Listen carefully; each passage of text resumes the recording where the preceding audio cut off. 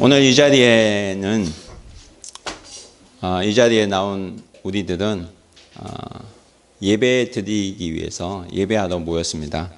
이곳에는 현재 이 자리에 앉아 계신 분들 가운데는 오랫동안 신앙생활을 해오신 분들도 계시고 또 최근에 교회에 나오기 시작한 분들도 계십니다.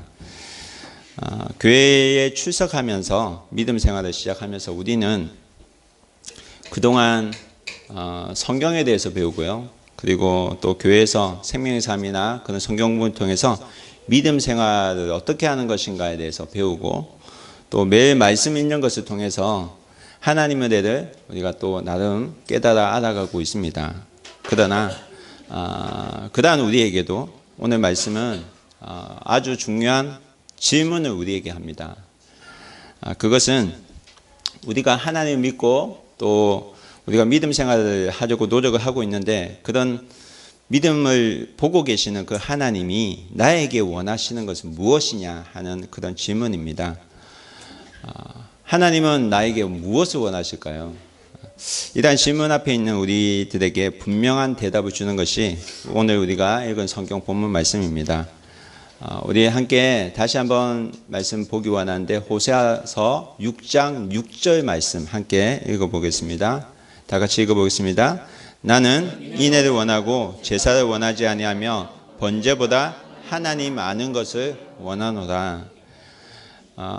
하나님께서 우리에게 말씀하시는 것은 내가 바라는 것은 하나님께서 바라시는 것은 제사를 원하지 않고 번제보다 하나님을 아는 것을 원한다고 말씀하십니다. 우리가 이 얘기를 다시 한번 생각하면 하나님께서 바라시는 것은 제사를 원하지 아니하고 하나님을 아는 것을 원한다. 하나님께서 바라시는 것은 하나님 아는 것을 원한다 하는 것을 우리가 말씀 통해서 볼 수 있습니다. 여러분, 번제는 뭐냐면 옛날에 죄를 지었던 민족들이 양들을 또 동물들을 잡아서 불살라 태우는 그런 의식을 말합니다. 그래서 예배를 드리기 위해서 옛날에 제사를 드리기 위해서는 엄청 많은 시간과 땀과 노력이 필요했습니다. 동물을 죽이고 동물의 내장을 제거하고 그리고 또 번제는 다 태우는 것이기 때문에 그것을 깨끗하게 다 태우기까지 굉장한 시간이 걸리는 것이었습니다. 하나님께 나아가는 그런 것들이 굉장히 정성이 필요한 것이었습니다. 근데 그것보다 호세아를 통해서 우리에게 주신 말씀은 그것보다 더 중요한 것이 있는데 그것은 뭐냐면 나를 아는 것이다. 나를 아는 것이다. 이렇게 말씀을 우리에게 하십니다. 결론부터 말씀드리면 하나님께서 원하시는 것은 우리가 예배 드리는 것도 중요하지만 그것보다 더 원하는 것은 인격적인 그 관계에 우리가 있느냐 하는 질문을 우리에게 하고 계신 것입니다. 그래서 하나님을 알고 있느냐, 하나님을 알아가고 있느냐는 질문을 오늘 말씀을 통해서 우리에게 하십니다. 그래서 하나님께서 원하시는 것은 예배를 드린다고 와서 예배에 참가하고 또 예배의 형식만 참가하고 돌아가는 것이 아니라 사실은 하나님과 인격적인 관계를 가지고 또 그러한 하나님을 알아가는 시간들을 우리가 매 주일마다 경험하고 있느냐라는 질문을 우리에게 하고 계십니다. 그런데 오늘날 많은 분들 가운데 또 교회에 출석하는 분들 가운데 모습이 어떻냐고 우리가 보면 정말 하나님 만나는다는 관심을 가지고 주일날 예배에 출석하기보다 어떻게 보면 내 자신의 유익, 내가 얻을 것에 대해서 그것을 찾고자 예배에 참석하고 있지는 않는지 그런 질문을 하게 됩니다. 그래서 어떻게 하면 내가 하나님의 복을 받고 또 어떻게 하면 하나님의 인도를 잘 받고 또 어떻게 하면 하나님께 사랑을 받을까 하는 것이 사실 많은 사람들의 관심이라는 것입니다. 물론 이러한 관심은 아주 잘못된 것은 아닙니다. 우리가 가지고 있는 욕심 가운데서도 이러한 욕심은 나쁜 욕심이 아니라 선한 욕심에 속하기 때문입니다. 그러나 오늘 우리가 더 관심을 가져야 되는 질문이 하나 있는데 그것은 하나님이 나에게 원하시는 건 무엇인가 하는 것입니다. 호세아서는 이 질문에 그 해답을 우리에게 제시하고 있습니다. 먼저 우리가 함께 읽은 본문 호세아서 6장을 살펴보기 전에 먼저 호세아서가 어떤 책인지에 대해서 제가 말씀드리려고 합니다. 여러분 호세아서 읽어보셨습니까? 여러분 구약 성경이 몇 권으로 되어 있는지 아시죠?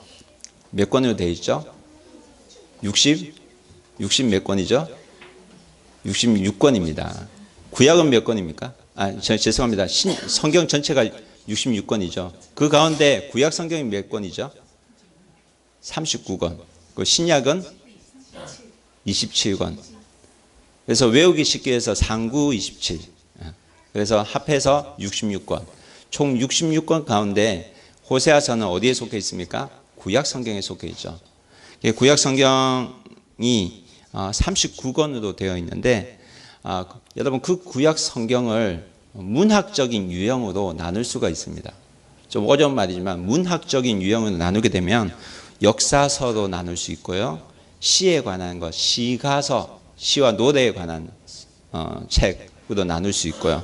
그리고 예언서, 선지자, 하나님의 예언이 기록된 글로 나눠져 있습니다. 그래서 예언서가 총 17권이고요. 시가서가 5권이고 예언서가 17권, 역사서 17, 시가서 5, 예언서 17 이렇게 이루어져 있습니다. 그래서 우리가 성경을 읽어보면 구약 성경부터 보통 읽게 되는데 우리의 가진 지식이 있어서 성경을 읽는데 굉장히 혼동이 되기도 합니다. 왜냐하면 우리는 자라나면서 학교에 가서 배우는 지식이 있잖아요. 역사 교과서를 배웁니다. 그래서 우리가 성경을 읽으면서 이런 역사가 있구나 하면서 창세기부터 읽게 되는데 근데 역사순으로 읽고 있구나 하고 읽고 있는데 갑자기 앞뒤가 바뀌는 것을 느끼게 됩니다. 왜냐하면 성경은 역사순으로 기록되어져 있지 않기 때문입니다. 그래서 이것을 연결해서 우리가 이해하려고 하면 성경 분류를 다시 해서 역사 순서도 다시 짜서 읽으면 성경 전체가 눈에 들어오게 됩니다. 그렇게 해서 성경을 읽는 방법도 있는데 지금 성경 통독하시는 분들은 그렇게 읽고 있는 것입니다. 기회를 놓치신 분은 다음 기회를 이용해서 읽으시면 될 것 같습니다. 호세아서에 다시 돌아오면 호세아서는 이런 분류 가운데 예언서에 속하는 책입니다. 그래서 예언서에 속하는 책이 총 몇 권이라고 했죠? 17권. 17권 가운데 8권도 나눌 수가 있어요. 대선지서, 소선지서. 그래서 대선지서는 5권이고요. 소선지서는 12권입니다.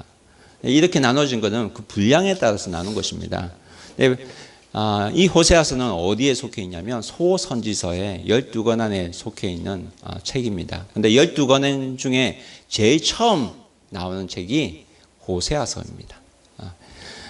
그래서 이 호세아서는 호세아의 이름, 예언자가 나오거든요. 근데 예언자, 선지자가 나오는데 하나님 말씀을 대언하는 사람이 선지자고 예언자라고 합니다. 근데 이 호세아의 이름을 따서 호세아서라고 했습니다. 그래서 이 호세아서는 호세아 선지자의 이름을 딴 것입니다. 여러분 호세아의 이름이 뜻이 있어요. 그 이름의 뜻은 구원하다라는 뜻입니다. 구원하다라는 히브리어 동상 아샤의에서 유래한 말인데 구원자라는 의미를 가지고 있습니다. 그래서 우리가 호세아서이라면 호세아하면 구원자를 읽고 있다 이렇게 이해하시면 됩니다. 근데 이 호세아 선지자의 사역은 동일하게 구원자라는 뜻을 가진 한 인물의 사역과 굉장히 비슷합니다. 그 다른 인물이 또 있어요. 누구죠? 구원자, 예수님, 우리를 구원하시다. 그 예수님의 말씀 선포 사역을 나타내는 것이기도 합니다. 그래서 이 호세아서를 읽어보면 호세아서는 총 14장으로 되어 있습니다. 근데 이 호세아서는 읽어보면 아주 독특합니다. 좀 특이합니다. 왜냐하면 다른 선지자서 말씀을 보면요. 하나님께서 그 선지자들 통해서 하나님께 직접 말씀을 하십니다. 그런데 이 호세아서는 하나님께서 어떻게 말씀하시냐면 호세아의 불행한 가정사를 통해서 멸망의 길을 걸어가고 있는 북이스라엘을 향한 하나님 뜻을 전달하고 있습니다. 그래서 호세아서 앞부분을 우리가 읽어보면요, 하나님께서 이스라엘이 영적인 간음을 하고 있다는 것을 영적으로 알려주기 위해서 하나님께서 호세아에게 명령하신 것이 뭐냐면, 너는 음란한 여인 고멜과 결혼해서 음란한 자식을 낳으라고 하십니다. 그래서 호세아서 1장 2절 말씀을 보면 다음과 같이 하나님께서 말씀하시는 것을 볼 수 있습니다. 우리 함께 읽어보겠습니다. 여호와께서 처음 호세아에게 말씀하실 때에 여호와께서 호세아에게 이르시되 너는 가서 음란한 여자를 맞이하여 음란한 자식들을 낳아라. 이 나라가 여호와를 떠나 크게 음란함이니라 하시니. 그래서 여러분, 호세아는 음란한 여인인 고멜을 찾아서 또 그와 결혼하게 됩니다. 문제는 여기에서 끝나는 것이 아니라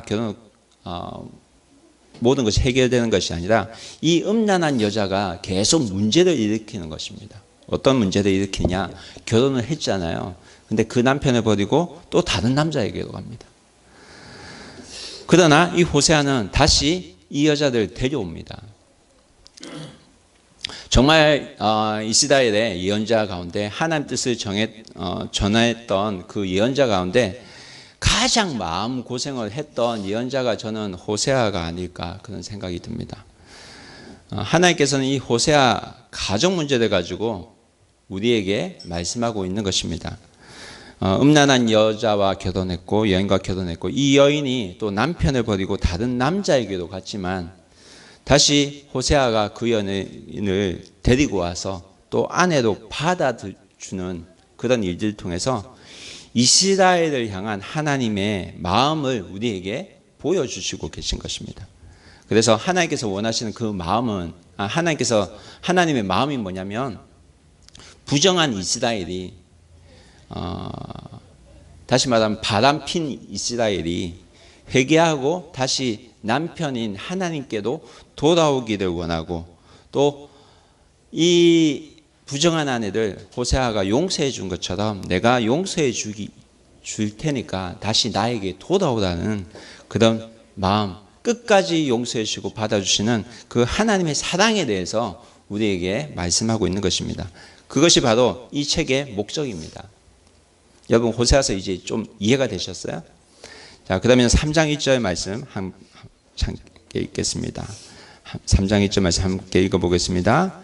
여호와께서 내게 이르시되 이스라엘 자손이 다른 신을 섬기고 건포도 과자를 즐길지라도 여호와가 그들을 사랑하나니 너는 또 가서 타인의 사랑을 받아 음녀가 된 그 여자를 사랑하라 하시기로.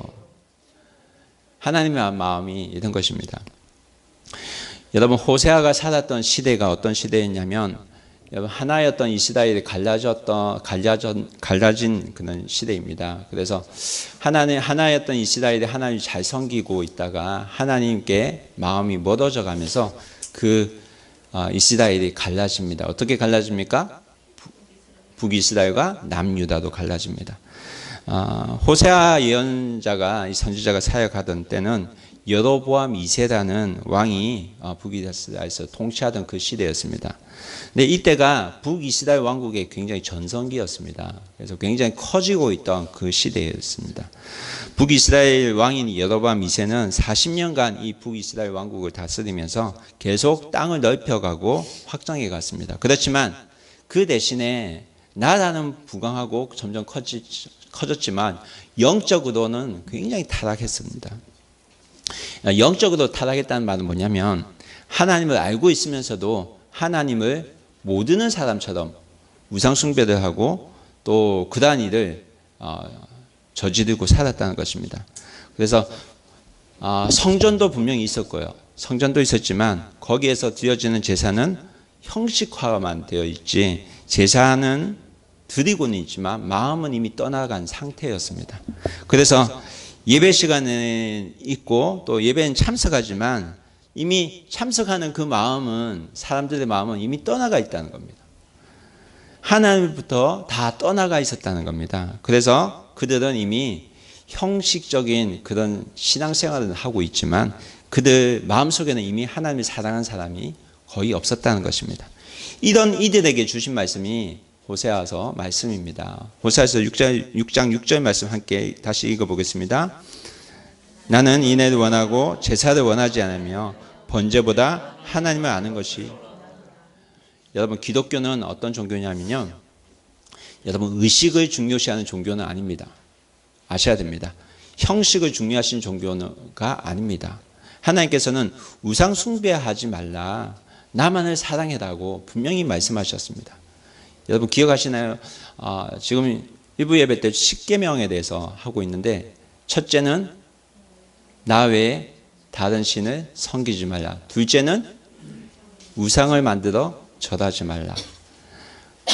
하나님께서 우리에게 말씀하신 10계명 말씀이 있습니다. 출애굽기 20장 3절에서 5절까지 말씀 한번 읽어보겠습니다. 너는 나 외에 다른 신을 내게 두지 말라. 너를 위하여 4절 너를 위하여 새긴 우상을 만들지 말고 또 위도 하늘에 있는 것이나 아래로 땅에 있는 것이나 땅 아래 물속에 있는 것에 어떤 형상도 만들지 말며 5절 그것들에게 절하지 말며 그것들을 섬기지 말라. 나 내 하나님 여호와는 질투하는 하나님인즉 나를 미워하는 자의 죄를 갚되 아버지로부터 아들에게로 3, 4대까지 이르게 하시라. 여러분 분명히 알 것은 하나님께서는 우상을 만들고 나 외에 다른 신을 섬기는 것을 좋아하지 않으신다는 것입니다. 그럼에도 불구하고 북이스라엘 사람들은 우상을 섬기고 또 하나님으로부터 마음을 떠나 그런 삶을 살고 있었다는 겁니다. 여러분 우상은요 인간을 위해 만들어진 것입니다. 출애굽기 조금 전에 읽었는데 4절 말씀을 보면 너를 위하여 새긴 우상을 만들지 말고 라는 말씀이 있습니다. 그래서 우상은요 너를 위해서 만든 것, 나를 위해서 만든 것입니다. 여러분 왜 하나님께서 이런 말씀을 하셨을까요? 여러분 하나님은요 영이시기 때문입니다. 하나님은 어떤 형상으로도 만들 수 없는 분입니다. 그런데 하나님을 인간의 눈에 보이는 형상으로 새긴 것이 우상이라는 것입니다. 그런데 이것은 나를 위해서, 인간을 위해서 만든 것이라는 것입니다. 여러분 생명이 없는 형상이 우상이 될 가능성이 있습니다.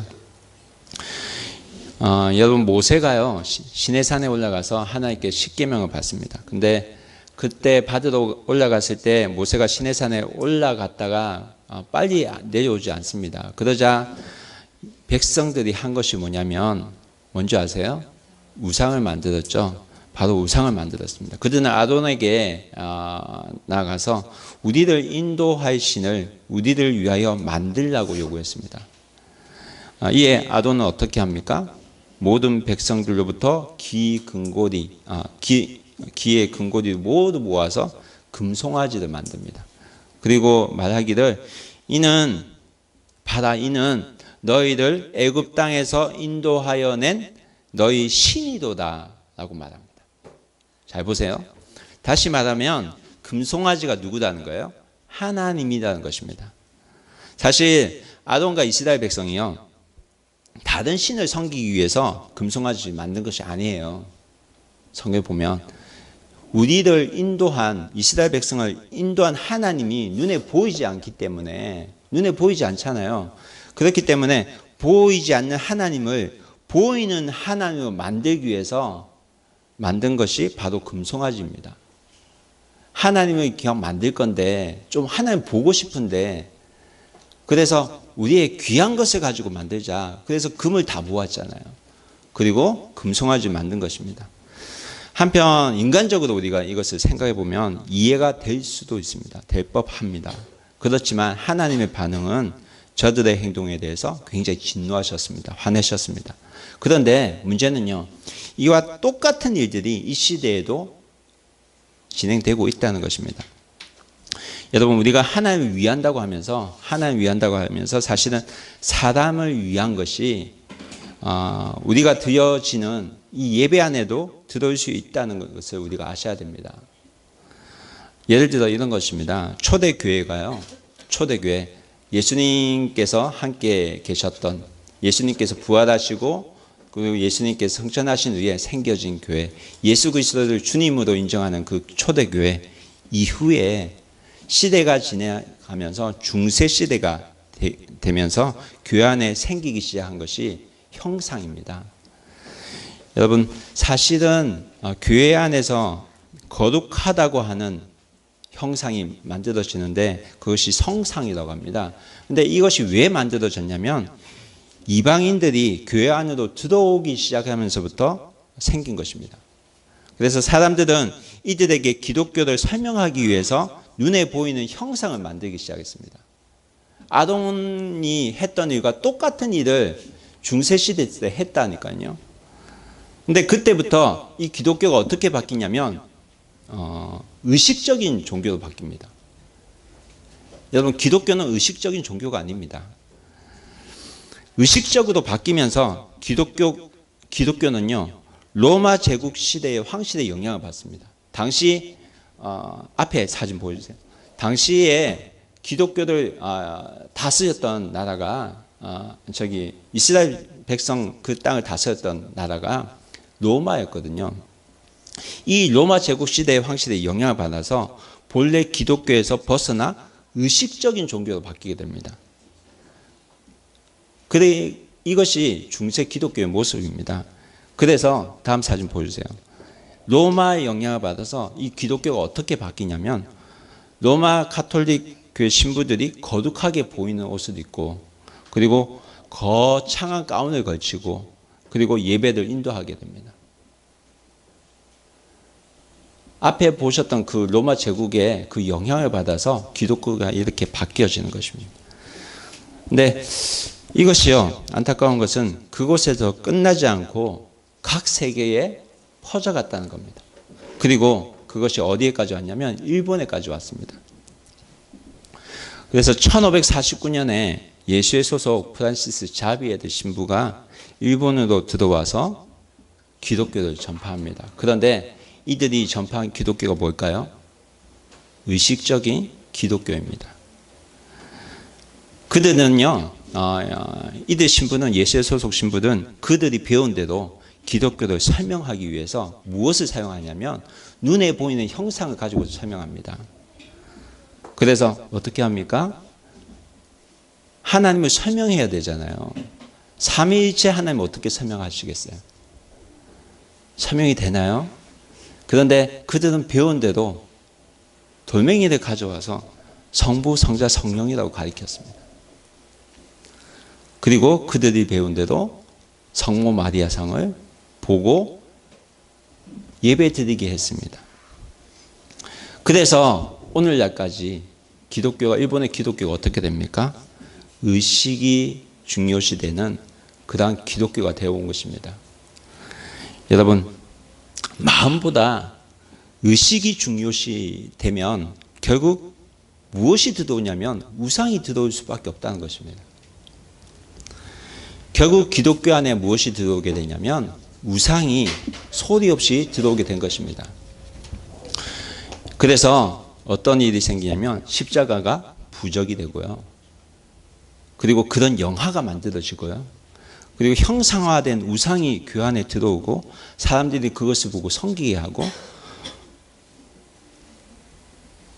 심지어는 교회 안에 어떤 일이 있냐면 제사를 허용하는 일까지 일어나게 되는 것입니다. 가톨릭 교회 안에서 일어나는 그런 모습들이거든요. 그래서 다시 성경으로 돌아가자, 다시 하나님께 돌아가자, 다시 주님께 돌아가자 하고 나온 운동이 프로테스탄트 운동이죠.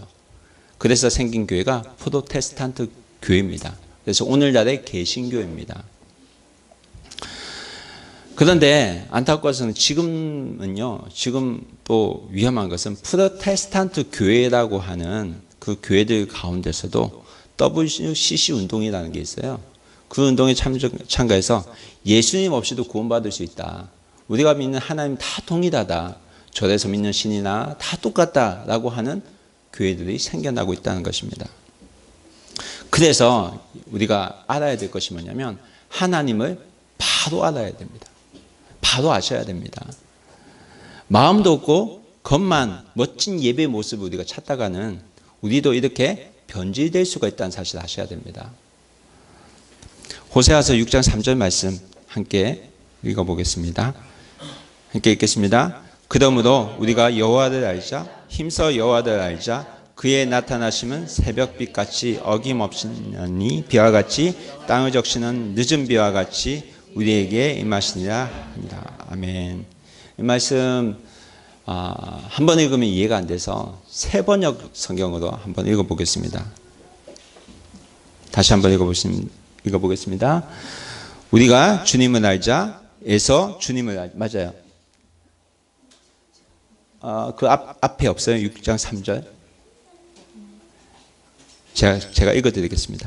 우리가 주님을 알자, 에서 주님을 알자. 새벽마다 여명이 오듯이 주님께서도 그처럼 어김없이 오시고 해마다 쏟아지는 가을비처럼 오시고 땅을 적시는 봄비처럼 오신다. 그래서 하나님이 어떤 분이신지 우리가 바로 알아야 된다고. 하나님이 힘써 알아야 된다고 호세아는 말씀하고 있습니다. 하나님을 모르면 우리는 망할 수밖에 없기 때문입니다. 근데 그 하나님은 어떤 분이냐면 어김없이 우리를 찾아오시는 분, 어김없이 우리를 찾아오시고 우리에게 은혜를 주시는 분이라고 성경 말씀하고 있습니다. 여러분 호세아서 4장 6절 말씀 함께 읽겠습니다. 4장 6절 말씀 함께 읽어보겠습니다. 내 백성이 지식이 없으므로 망하는도다. 내가 지식을 버렸으니 나도 너를 버려 내 제사장이 되지 못하게 할 것이요 내가 내 하나님 율법을 잊었으니 나도 내 자녀들을 잊어버리라. 여러분 그 당시에 이스라엘 가장 큰 문제가 뭐였다면 하나님 누구시고 어떤 분인지에 대한 지식이 전혀 없었다는 것입니다. 그래서 내 백성이 지식이 없으므로 어떻게 된다고 성경 말합니까? 망한다고 말씀하고 있습니다. 내 백성이 지식이 없으므로 하나님을 제대로 알지 못하기 때문에 망해가는데도 불구하고 망해가는 것을 느끼지 못하고 서서히 망해간다고 성경 말씀하고 있습니다. 여러분 하나님 누구실까요? 하나님 어떤 분이실까요? 하나님은 죄는 미워하신 분입니다. 우상 숭배를 철저히 배격하십니다. 나만은 사랑하라. 그 사랑을 우리에게 요구하시는 분입니다. 하나님 말고 다른 것을 사랑하는 것을 하나님께서는 죄로 보십니다. 영적 간음으로 보십니다.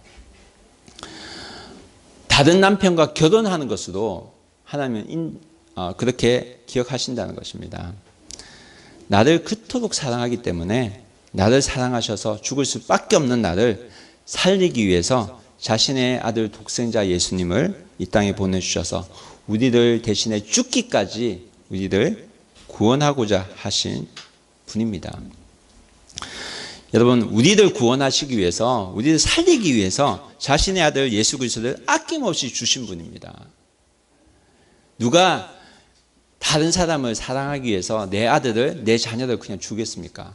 죽도록 놔두겠습니까? 그런데 하나님은 그렇게 하신 분이라니까요. 그래서 하나님은 사실은 사랑 그 자체입니다. 새벽마다 빛이 오듯이 찾아오시고 비가 필요할 때 오시고 가을비처럼 오시고 겨울이 지나 봄을 알리는 봄비처럼 변함없이 나를 찾아오시는 분이십니다. 그 하나님이 지금도 우리에게 찾아오셔서 나를 좀 제대로 알기를 원한다고 말씀하십니다. 그래서 호세아서 6장 6절 말씀 다시 한번 찾아 읽어보겠습니다. 호세아서 6장 6절 말씀 6장 6절 말씀 함께 읽어보겠습니다. 나는 인애를 원하고 제사를 원하지 아니하며 번제보다 하나님 아는 것을 원하노라. 그래서 하나님께서 나에게 원하는 것은 뭐냐면 인애라는 것입니다. 인애는 히브리어로 헤세드라고 하는데 사랑이라는 뜻입니다. 그래서 하나님께서는 사랑을 알기 원한다. 하나님의 사랑을 좀 알기 원한다. 우리에게 말씀하십니다. 그래서 호세아서는 결혼 이야기로 시작합니다. 하나님께서 호세아에게 음란한 여인과 결혼하라고 하십니다. 호세아가 좋아했을까요? 좋아하지 않았을 것입니다. 싫어했을 것입니다. 그런데도 명령하셔서 그렇게 하라고 하셨습니다. 왜냐하면 그게 나의 마음이라고. 그래서 결혼을 하고 아이를 놓는데요, 음란한 자식을 놓습니다. 이 말은 뭐냐면 이 아이가 자기 아이인지 아닌지 잘 모른다는 것입니다. 확실하지 않다는 것입니다. 그런데 계속 이 여인이 문제를 일으키죠. 어떤 문제를 일으킵니까? 다른 남자를 좋아해서 남편을 버리고 도망해서 갑니다. 세상적인 말로 말하면 바람이 든 겁니다. 어떻게 이런 여인을 사랑할 수가 있습니까? 그럼에도 불구하고 하나님은 사랑하라고 하셔서 호세아가 다시 돈까지 주면서 이 여자를 데리고 와서 자신의 아내로 받아들입니다. 하나님께서는 이 호세아 말씀을 통해서 이토록 변함없이 나를 사랑하고 계신다는 그 하나님의 마음, 하나님의 사랑을 우리에게 보여주시고 계십니다. 이스라엘 백성이 하나님을 떠나서 영적으로 간음하고 있음에도 불구하고 하나님이 여전히 이스라엘 백성을 사랑하시겠다는 것입니다. 이 사랑을 너희가 먼저 좀 알기를 원한다는 것입니다. 나에게 아직 여러 모난 부분이 있음에도 불구하고 아픈 부분이 있음에도 불구하고 하나님께서는 그러한 나를 사랑하시겠다는 것입니다. 여러분을 사랑하시겠다는 말씀입니다. 이 자리에 계신 모든 분을 사랑하시겠다는 말씀입니다. 처음 나왔더라도 하나님은 나를 사랑하신다는 것입니다. 사랑하시기 때문에 이 자리에 우리가 있다는 것입니다. 분명한 것은 하나님께서는 다시 하나님 품으로 회개하고 돌아오는 자를 품어주시고 다시 회복시켜 주신다는 것입니다. 호세아서 6장 1절 말씀 한번 찾아보겠습니다. 호세아서 6장 1절 말씀 찾아서 한번 읽어보겠습니다. 오라 우리가 여호와께로 돌아가자. 여호와께서 우리를 찢으셨으나 도로 낫게 하실 것이요 우리를 치셨으나 싸매어 주실 것입니다.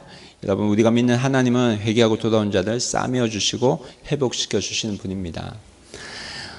비록 우리의 잘못된 죄로 인해서 우리가 징계를 받는다고 할지라도 하나님께서는 회개하고 돌아오는 이에게 반드시 회복의 은혜를 부어주십니다. 회복의 은혜를 경험합니다. 믿으시기 바랍니다. 2절 말씀 함께 읽겠습니다. 여호와께서 이틀 후에 우리를 살리시며 셋째 날에 우리를 일으키시니 우리가 그 앞에 살리라. 이 말씀 뭐냐면 하나님은 하나님께 돌아오는 자를 바로 치유해 주신다는 말입니다. 내가 하나님께 마음을 킬 때 그때 하나님은 직접 간섭하셔서 우리를 치유해 주시겠다는 겁니다. 그래서 우리를 살리시고 셋째 날에는 다시 우리가 일어설 수 있도록 하나님께서 살아갈 수 있는 힘을 우리에게 부어 주실 것입니다. 여기에서 우리가 잊지 말아야 할 것이 있습니다. 그것은 뭐냐면 이스라엘 백성의 근본적인 문제가 어디에 있었냐면 하나님에 대한 무지에 있었다는 것. 하나님에 대한 무지에 있었다는 것. 우상 숭배를 하게 된 것도 하나님에 대한 무지에서 시작됐다는 것. 그리고 하나님으로부터 마음이 멀어진 것도 하나님에 대한 무지에서 시작됐다는 것입니다. 하나님을 제대로 알지 못했기 때문입니다. 분명히 알 것은 우리가 하나님께로부터 마음이 멀어지고 우상 숭배를 하게 되면 내가 좋아하는 것이 막 생기게 되면 하나님께서 미워하시고 벌도 주십니다. 그렇기 때문에 두렵고 떨릴 수밖에 없습니다. 그렇지만 회개하고 돌아오면 하나님께서 어떻게 하십니까? 용서해 주시고 받아주신다는 것입니다. 그런 하나님이라는 것입니다. 왜냐하면 우리를 너무 사랑하기 때문에, 이 자리에 계신 분들 너무 사랑하기 때문에 하나님께서 말씀하시는 건 뭐냐면 다른 것에서 답 찾지 말고, 다른 것을 찾아서 답을 얻으려고 하지 말고, 다른 것을 찾아서 누구에게 물어서 인생의 해답을 얻으려고 하지 말고 누구에게 오라는 거예요? 하나님께 오라는 겁니다.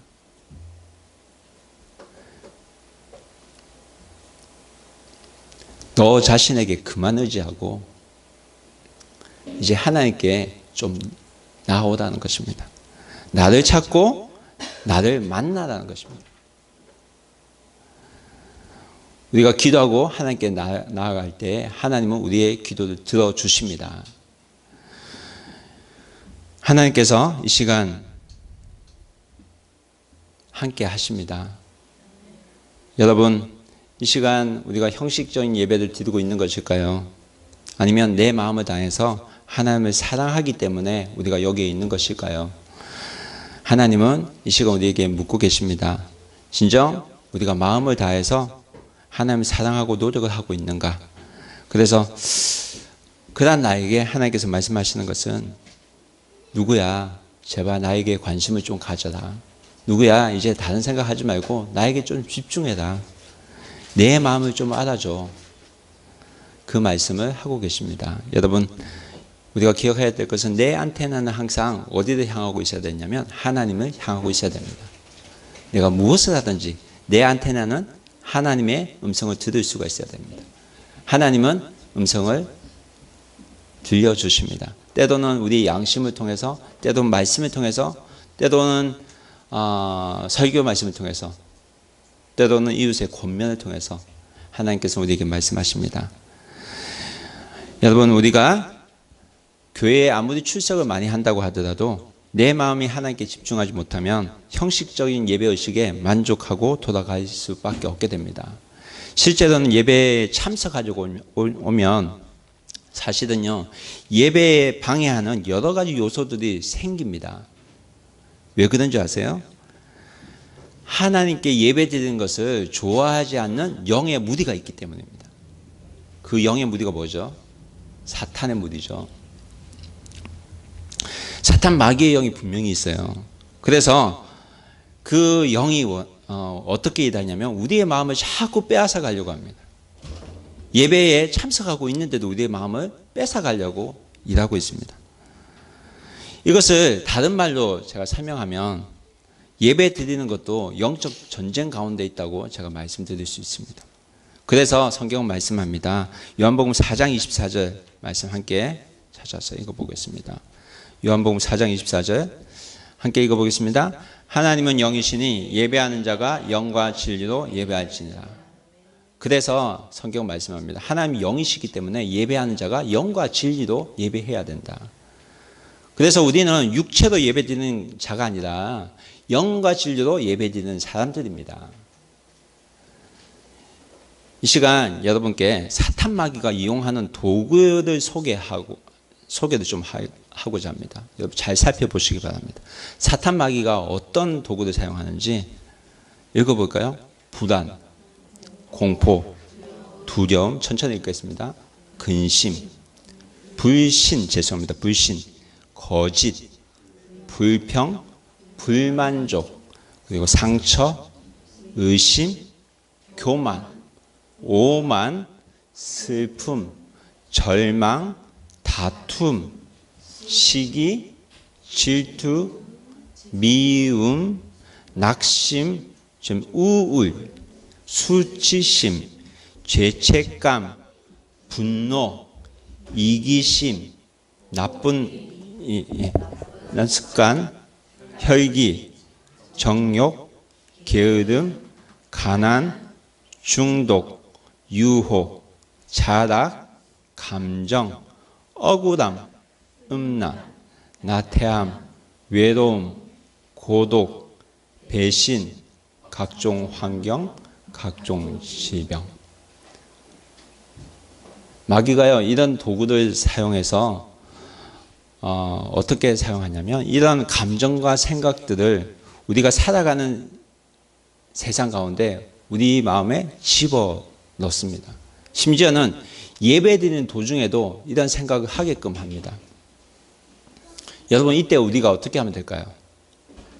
이런 감정이 들 때 어떻게 하면 될까요? 우리의 생각을 어떻게 하냐면 예수님께 복종시키면 됩니다. 따라해 봅시다. 우리의 생각을 예수님께 복종시키면 된다. 이 말씀 성경에도 나와 있어요. 고린도전서 10장 3절에서 6절까지 말씀 함께 읽어보겠습니다. 천천히 읽겠습니다. 우리가 육신으로 행하나 육신에 따라 싸우지 아니하오니. 잠시만요. 우리가 육신으로 행하나 육신에 따라 싸우지 아니한다. 이것은 뭐냐면 우리가 육신으로 싸우는 것은 도움이 되기는 하지만 한계가 있다는 것입니다. 그래서 우리는 싸우는 무기가 있는데 그것이 뭐냐면 다음 말씀 보겠습니다. 4절 말씀. 우리의 싸우는 무기는 육신에 속한 것이 아니요 오직 견고한 진도 하나님의 능력이다. 모든 이론을 무너뜨리며.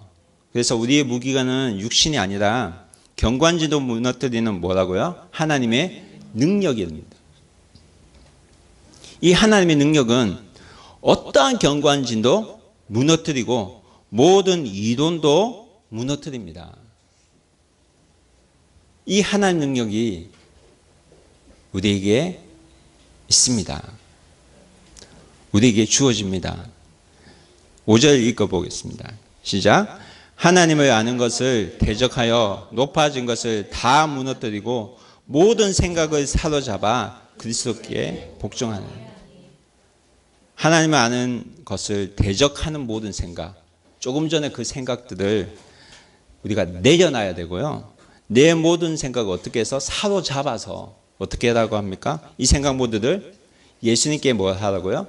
복종시켜야 합니다. 이 말씀은 복종시킬 수 있다는 거거든요. 불안한 생각이 들 때마다 예수님을 생각하고 억울한 감정이 들 때마다 예수님을 생각하고 미운 감정이 들 때마다 예수님을 생각하고 배신의 감정이 들 때마다 예수님을 생각하고. 여러분, 우리가 하나님을 아는 것을 대적하는 모든 생각들을 내려놔야 되고 무너뜨릴 수 있어야 됩니다. 그래서 여러분, 우리는 상황이 이렇기 때문에 내가 못한다는 것이 아니라 하나님의 능력으로 능히 할 수 있다. 내가 능히 이겨낼 수 있다. 이런 생각을 가지셔야 됩니다. 내가 이 상황에 처해 있기 때문에 나는 이게 못해. 나는 할 수 없어. 나는 포기할 수밖에 없어. 이것이 아니라 하나님은 그 상황들을 이겨낼 수 있는 힘을 우리에게 주신다는 겁니다. 이게 하나님의 능력입니다. 여러분, 이 하나님의 능력을 소유하시기 바랍니다. 예수님과 함께 이 능력을 소유할 수 있습니다. 여러분, 예수님을 마음에 품고 예수님과 함께 생활하시기 바랍니다. 호세아서는 하나님의 사랑이 얼마나 큰지에 대해서 우리에게 말씀하고 있습니다. 자신을 배반하고 음란을 저지른 그 아내 고멜을 끊임없이 용서하고 사랑으로 받아주는 호세아의 그 삶은 바로 예수님의 삶을 나타냅니다. 하나님의 사랑을 끝까지 우리에게 베풀어 주시고 하나님의 음성을 전하고 복음을 전하고 아픈 자들을 고쳐주셨고 외로운 자들 찾아가 주셨고 아무도 찾지 않는 자들 찾아가 주시고 우리 아픈 부분을 친히 만져주시고 고쳐주신 분, 자기를 미워한 죄인들마저도 용서해 주시고 그리고 그들 품으시고 십자가에 죽기까지 그들 사랑하셨습니다. 이 예수 그리스도의 사랑이 바로 하나님의 사랑입니다. 하나님의 사랑을 이 땅에서 보여주시기 위해서 오신 분이 바로 예수님이십니다. 여러분, 우리가 믿는 하나님은 우리를 끝까지 사랑하시는 분입니다. 여기 앉으신 모든 분을 끝까지 사랑하시는 분이십니다. 그 하나님은 하나님께 돌아온 자에게 나무라지 않으시고 용서해 주시고 다시 받아주시는 그런 분입니다. 여러분, 기억하셔야 됩니다. 하나님은 먼저 나를 찾으시는 분입니다. 상황이 안 된다고 포기하지 마시기 바랍니다. 마음의 끈을 놓지 마시기 바랍니다. 나는 이럴 수밖에 없어. 아닙니다. 하나님께서 함께 하시면 능히 그 상황들을 이기게 하십니다. 하나님 능력이 우리 가운데 있을 줄 믿습니다. 날마다 하나님께 나아갈 때 하나님 우리에게 힘과 용기를 주십니다. 사탄 마귀와의 영적 전쟁에서 이기고 살아가는 우리가 되기 소원합니다. 날마다 하나님을 더 깊이 알아가는 우리가 되기 원합니다. 북극과 비전 성도가 하나님의 은혜로 예수 그리스도의 은혜로 날마다 승리하는 그런 은혜를 누리는 그런 분들이 다 되기를 주 예수 그리스도로 축원합니다. 다 함께 기도하겠습니다.